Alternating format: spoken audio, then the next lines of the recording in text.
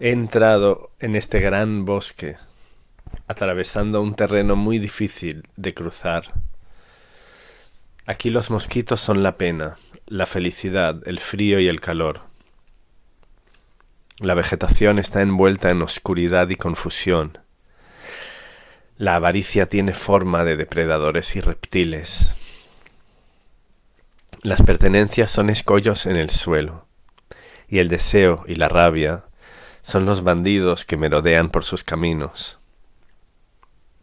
No hay nada que nos separe de este bosque. No hay nada que se le pueda comparar, pues no hay nada separado de él. Está aquí mismo. No hay nada que sea más pequeño, ni no hay nada que esté más allá de este bosque. No hay nada más miserable que este bosque, ni nada que alcance la felicidad que produce. Los 7 sabios son sus visitantes. Cuando se marchan, el bosque desaparece y otro bosque precioso aparece en su lugar.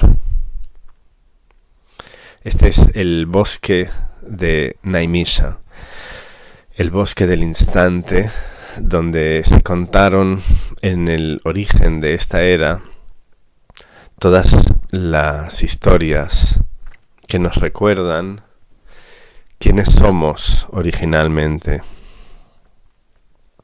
Y la historia que está sirviendo de hilo en la mayoría de los episodios últimos de este podcast es el Ramayana, que es, desde un punto de vista superficial o más inmediato, digamos, la historia de un príncipe y una princesa, de Rama y Sita, que están destinados a encontrarse para hacer caer a Ravana, que es un ser demoníaco que está amenazando a toda la creación. Y para que ese plan pase, para que ellos se vean enredados con Ravana y tengan que luchar con él, la vida les pone en la situación necesaria. Sita y Rama nacen en reinos separados.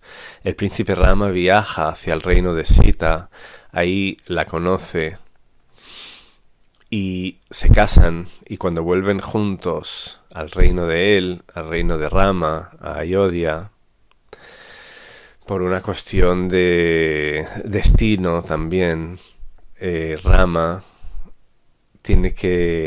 queda expulsado de su reino y tiene que abandonar su hogar durante entre 13 y 14 años, en los que tiene que renunciar a todo y vivir en el bosque sin nada. Rama se dispone a hacer este viaje solo, pero Sita insiste en que para ella, donde esté él, es su palacio. Ella no tiene sentido para ella quedarse en el palacio y estar lejos de él. Para ella vivir en la naturaleza no son durezas, no son penas si está cerca de él. Y el hermano de Rama, Lakshmana, también decide acompañarlos.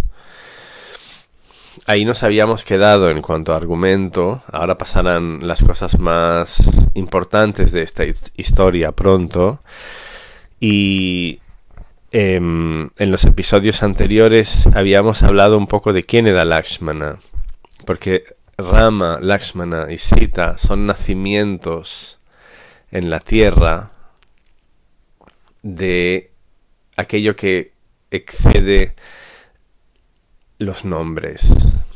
Si Rama es Vishnu, es lo que permea todo, Lakshmana, su hermano, es la encarnación de la serpiente Sesha o Ananta, infinita, siendo Sesha residuo, es como los residuos infinitos de la realidad que se desplazan serpenteantes como las sobras de todo lo que pasa y todo lo que desaparece y todo lo que queda y que está en transformación, como si fuera una gran serpiente sobre la que duerme esto que permea todo, que es Vishnu. Por eso Lakshmana acompaña a Rama allí donde esté, porque la serpiente Anantasesha, la serpiente de los residuos infinitos de la realidad, siempre acompaña a aquello que lo permea todo, a Vishnu. Y ya que hemos abierto esto de narrar quién es Lakshmana en otros planos, por eso al principio de hoy decía que el Ramayana es una historia de muchas cosas. He dicho, en el plano superficial es la historia de este príncipe y princesa, pero tiene correlaciones o resonancias con tantos niveles de comprensión que es prácticamente infinito, y eso es lo que hace fascinante esta historia. Entonces, si Lakshmana es tanto más que Lakshmana, es tanto más que un hermano de Rama, del príncipe Rama, ¿quién es Sita? Que siempre tiene que estar al lado de Rama, que no hay Rama sin Sita ni Sita sin Rama. Pues dediquémosle un tiempo en forma de historias a Sita. Sita es Shri, es la realeza o el brillo que emana de todas partes. Si Vishnu es lo que está permeando todo, Shri sería la energía que lo rodea y la energía que lo impulsa a la vez, su Shakti, su energía creativa.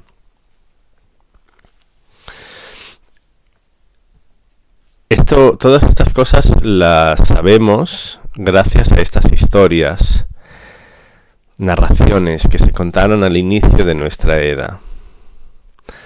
Porque el mundo es una sucesión de eras. Cuando se crea, todo es perfecto y todo el mundo sabe lo que tiene que hacer y lo hace. Pero hay inevitablemente un proceso de descomposición, desordenación, que es lo que lo hace perfecto esto, porque si no sería algo estable, estancado. Precisamente ese movimiento hace que esté todo en transformación y que haya un renacimiento, un refrescar de esa armonía. Por eso hay un proceso inevitable de decadencia hasta llegar a un punto en el que ya no todo el mundo sabe lo que tiene que hacer, y entonces empieza una siguiente era, que es la tercera era. La primera, Satya, es la era de la verdad, en la que todo el mundo sabe lo que tiene que hacer y lo hace. Y Treta Yuga, la tercera era, es la era en la que no todo el mundo sabe lo que tiene que hacer. Y al final de esa era hay una decadencia lenta, muy lenta, que llega a un punto donde eso también se quiebra. Y se llega a un punto donde incluso entre los que saben lo que tienen que hacer, ya no lo hacen. Y el primero en pasar por eso es Rama. Precisamente el Ramayana va de eso. Por eso Rama es un avatar, porque la energía última o eso que está más allá de la energía, lo que sostiene el universo, que lo permea todo, siempre nace en una forma, en el momento, en el umbral de transición entre era y era, para sostener ese momento tan duro. Cuando el primero que se encontró en una situación en la que, aún sabiendo lo que tenía que hacer, ya no podía hacer lo que tenía que hacer, porque el mundo estaba tan enredado que no tenía ninguna opción correcta, aún sabiendo él que tenía que hacer otra cosa de la que acabó haciendo, hizo lo que en un punto sabía que no tenía que hacer. Esa es la historia de Sita y Rama, y así se quiebra esa era, la tercera, y empieza una segunda era, en la que ya no todo el mundo sabe lo que tiene que hacer, y entre los que lo saben, no todos lo hacen, porque no quieren o porque no pueden. Es una era de mayor confusión. Y al final de la segunda era, de Dvapara Yuga, hay una gran guerra, hubo una gran guerra en la que participaron todos los guerreros de la Tierra. Y ahí se quebró lo último que quedaba de conocimiento de lo que hay que hacer y empezó esta era de la confusión nuestra en la que nadie sabe lo que tiene que hacer, que es la llamada Kali Yuga, la era de la confusión que es la nuestra. Y eso, al inicio de esta era de la confusión se encontraron unos sabios que recordaban las historias anteriores de las eras anteriores. Este es el bosque de Naimisha, el bosque del instante, y ahí narraron los recuerdos de la era anterior, sobre todo los recuerdos de aquella guerra que hizo que terminara el mundo tal como se conocía y empezara este mundo de la confusión. Y en aquella guerra participaron todos los guerreros de la Tierra, pero uno de ellos era Bhishma, el terrible, que él era hijo de los elementos y podía podía decidir cuando él quería morir. Y él llegó al punto en aquella batalla en la que vio que había terminado lo que tenía que hacer, que el mundo ya estaba tan enredado, que él estaba existiendo para sostener el reino en el que él había nacido, que de hecho tendría que haber sido el rey, pero renunció a su lugar como rey, pero siempre quedó fiel a aquel reino, y cuando vio que ya no tenía nada que hacer, que no podía protegerlo, ni proteger el orden en la naturaleza, decidió abandonar en aquella terrible guerra. Y cuando abandonó, él se rindió y se quedó en el campo de batalla, estirado en el suelo, esperando a que pasara el solsticio, porque él quería morir después del solsticio de invierno, por cuestiones esotéricas que él explicó después. Entonces lo que quiero decir es que la batalla pasó, los 18 días de batalla continuaron mientras él estaba en el suelo.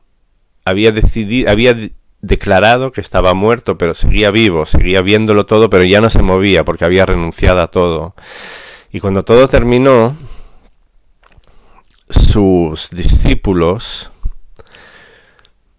y de alguna manera nietos también se acercaron a él cuando ya aquella terrible batalla había terminado y había empezado esta era de la confusión nuestra, y le pidieron los últimos consejos de cómo arreglarse, cómo llevar el reino en esa era de la confusión que empezaba.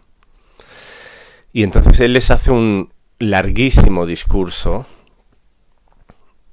sobre todas las cuestiones prácticas, morales, éticas y también esotéricas de la realidad. Que ese discurso se repitió, se narró en aquel bosque del instante en Naimisha y se fue renarrando y recontando y entró dentro de lo que es la historia del Mahabharata, que es la gran historia de aquella guerra que terminó la humanidad anterior, y también todas las cuestiones esotéricas que Bhishma contó en aquel momento entraron en diferentes disciplinas mágicas o espirituales o como se quiera ver, llamadas tantras o ágamas, que son unos textos tántricos de una línea concreta que se basa en las explicaciones que dio aquel hijo de los elementos, que era un ser híbrido entre Dios y divino y humano, sobre las cuestiones esotéricas de la realidad. Entonces, él les contó que el mundo es un pulso que se expande hacia afuera, explota hacia afuera y entonces crea el tiempo y todos estos movimientos que reconocemos como mundo, y después tiene un movimiento de retracción muy lento también de millones de años en las que todo se vuelve a absorber hacia sí mismo y el mundo queda como en una noche total en la que no hay nada, que dura el mismo tiempo que dura la expansión. El tiempo es el mismo de expansión y de retracción y también de desaparición. Por eso es como un pulso exacto, y de hecho todos los ritmos y todos los pulsos que existen, desde el segundo al año, al eón, todo está acompasado con ese pulso cósmico de expansión y retracción hacia todo hacia adentro. Entonces se puede ver como una muy larga noche y muy largo día. Y en la octava parte de la noche, de esa larga noche, que sería como el momento de la noche común, sería el momento antes del amanecer, cuando no se ve el sol todavía, pero es justo el momento en el que algo se rompe y empieza a activarse algo en el entorno, algunos pájaros y animales se despiertan. En ese momento, en la noche larga, en la noche cósmica, Vishnu y su Shakti se separan. En la noche cósmica están enroscados uno dentro del otro, tan para adentro que parecen uno, pero nunca son uno, son dos que van dando vueltas uno alrededor del otro. Pero hay un momento en la octava parte de esa noche cósmica en la que hay como un destello en todo el universo y se separa la luz del centro que está en todas partes. Y cuando esa Shakti, esa actividad creadora, se separa, se despliega en 6 cualidades esenciales. Una de ellas es Jnana, conocimiento, que lo penetra todo. Otra es Aishvarya, que se puede traducir como realeza, porque es una actividad independiente que no se puede parar de ninguna manera. Shakti, como capacidad de hacer cosas. Puede hacer incluso lo que no se puede comprobar por métodos empíricos. La otra es Bala, fuerza, la ausencia de cansancio, porque la creación no se cansa nunca. Virya, consistencia, en el sentido de que hay muchas cualidades, pero estas cualidades siguen recombinándose de la misma manera. Es consistente en esa transformación. Tejas es otra cualidad que es esplendor, en el sentido de que es autosuficiente, resplandece porque no depende de nada esa creación. Y estas 6 cualidades empiezan a combinarse. Ahora todo lo que pasa a partir de ahí es un proceso como de velas que encienden a más velas, como si encendiéramos una vela y esa vela enciende a otras 2 y esas 2 a otras 3, y así se va expandiendo todo. Esas cualidades originales se combinan en Jnana y Bala, que es conocimiento y fuerza, porque se combinan en forma de una cualidad pasiva y otra activa. Y con el conocimiento y la fuerza se crean Purusha y Prakriti. Purusha es como la esencia que observa todo, y Prakriti es el movimiento de transformación, de creación de todo lo que existe, que se mueve alrededor de Purusha, de esa conciencia. Esto es con la combinación de Jnana y Bala, de conocimiento y fuerza. Se combinan Aishvarya y Virya. Aishvarya es la realeza, esa independencia, y Virya es la constancia. Y esta combinación crea al alma colectiva, a la materia primordial y al tiempo sutil. Y después se combinan Shakti y Tejas, que sería la actividad creadora, la capacidad creadora y el esplendor. Y con eso se crea la materia manifiesta, el tiempo burdo y la creación mixta. Pero estas son las potencias todavía.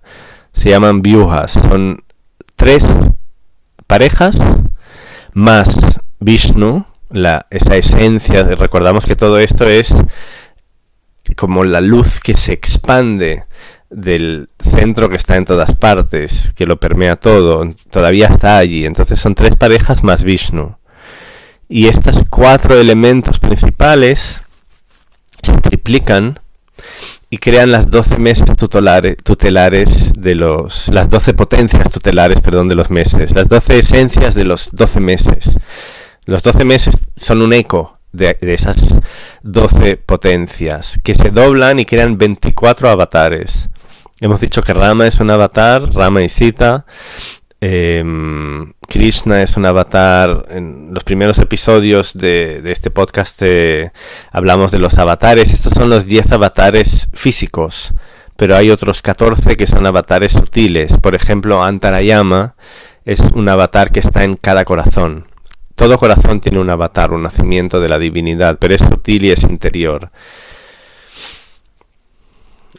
Y es la energía sobrante de estas potencias, de estos 24 avatares, crea como un enjambre de luces, como de semillas, de almas que lo rodean. Y dentro de todas estas semillas luminosas se dibujan 14 siluetas de una pareja de hombre y mujer, que son los 14 Manu, los 14 arquetipos de la humanidad.